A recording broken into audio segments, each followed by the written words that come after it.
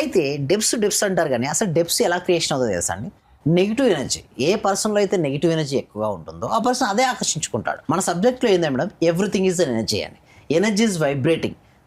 దానికి ప్రతి దానికి ఒక ఫ్రీక్వెన్సీ ఉంటుంది. ఏ ఫ్రీక్వెన్సీ ఉంటే ఆ ఫ్రీక్వెన్సీ ఆకర్షించుకుంటారు.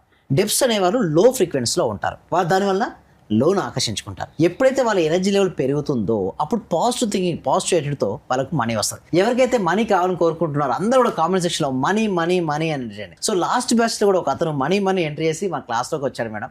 వారికి ఉన్నటువంటి డెప్స్ను చాలా ఫాస్ట్ కూడా చూడండి, 10 డెప్స్ ఉంటే 1 డెప్స్ ఆల్రెడీ క్లియర్ చేశాడు. చాలా మంది ఏం చేస్తారంటే డెప్ చేశాను ఒక అపరాధ భావంతో ఉండిపోతారండి. గుర్తుంచుకోండి, మీరు గిల్టీగా ఫీల్ అవ్వాల్సిన అవసరం లేదు. ఫస్ట్ ఆఫ్ ఆల్ గిల్టీలేసి వదిలిపెట్టాడు. ఎందుకంటే ఏ రాష్ట్రానికైనా దేశానికైనా చూడండి మేడం, అప్పులేని రాష్ట్రం ఏమైనా ఉందా మేడం? చెప్పండి, లేదు. దేపోని దేశం ఉందంటే లేదు.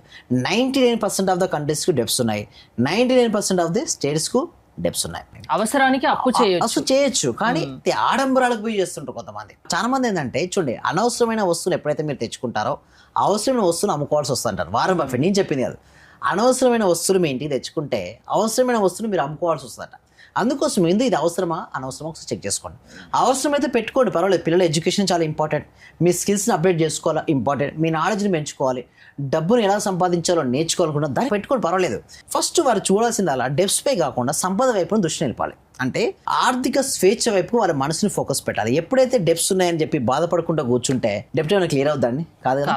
సో ఎందుకోసం ఏదైనా ఒక ప్రొడక్ట్ లేదా సర్వీసెస్ ఎంచుకోండి. క్వాంటిటీ ఆఫ్ ద పీపుల్, ఎక్కువ మెంబర్స్ మీ ప్రొడక్ట్ లేదా సర్వీసెస్ రీచ్ అయ్యే విధంగా ట్రై చేస్తున్నాను. ఆటోమేటిక్గా మనీ అనేది బై ప్రొడక్ట్ అండి. మీరు ఎంత సర్వీస్ ఇస్తే అంత మనీ వస్తుంది. ఒక బ్లాక్ పేపర్ తీసుకోండి, బ్లాక్ పెన్ తీసుకోండి. చిన్నప్పుడు మీరు సంబంధించిన బాధాకరమైన సందర్భాలు ఉంటాయి. ఎవరో మిమ్మల్ని విమర్శించిన వాళ్ళు ఉంటారు, మిమ్మల్ని వ్యతిరేకించిన వాళ్ళు ఉంటారు, మిమ్మల్ని ఇడియట్ అంటారు. ఓకే, మీకు ఏం పని రాదని చెప్పిన వాళ్ళు ఎంతో మంది ఉంటారు. వారు చెప్పినటువంటి అన్ని కూడా రాయండి, దాన్ని కాల్ చేయండి. Black body is absorbing energy. So black అనే పేపర్ నెగిటివ్ ఎనర్జీని బాగా లాగేస్తుంది. అది లాగేసాల్సిన తర్వాత కాల్ చేస్తారు మీరు.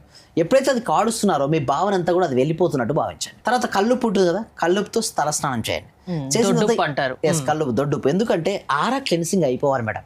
మీ చుట్టుపక్కల ఆరా క్లెన్సింగ్ అయితేనే నెగిటివ్ ఎనర్జీ వెళ్ళిపోతాయి, డెప్స్ కూడా క్లియర్ అయిపోతాయి. సో నెగిటివ్ ఎన్విరాన్మెంట్లో ఉంటే మీరు గ్రోత్ అవ్వలేరు మేడం. ఫస్ట్ పాజిటివ్ ఎన్విరాన్మెంట్ చూసుకోండి. లైఫ్ ఎలా ఉండాలో ప్రతిరోజు రాత్రి పడుకునే ముందు కృతజ్ఞత తెలియజేయండి. అట్లీస్ట్ పడుకునే ముందు 108 వాటికి కృతజ్ఞతలు, గ్రాటిట్యూడ్ తెలియజేసి పడుకోండి. ఎందుకు మరి సార్ రాత్రి పడుకునే ముందు గ్రాటిట్యూడ్ చేస్తే డెప్స్ ఎందుకు క్లియర్ అవుతాయి? డెప్ట్ is a negative energy, gratitude is a positive energy. ఇది ఉన్న కాడ ఇది ఉండదు, ఇది ఉన్న కాడ అది ఉండదు. అంటే చీకటి ఉన్న కాడ వెలుతురు ఉండదు, వెలుతురు ఉన్న కాడ చీకటి ఉండదు. సో మన థింకింగ్ ప్యాటర్న్ మారిపోవాలి. సో ఎప్పుడు కూడా ఆ విధంగా నువ్వు ఆలోచించగలిగితే నీకు ఎక్స్టెండ్. అందుకోసమే నేను మెమరీ ట్రైనింగ్ కూడా చేస్తుంటాను చిన్నపిల్లలకు.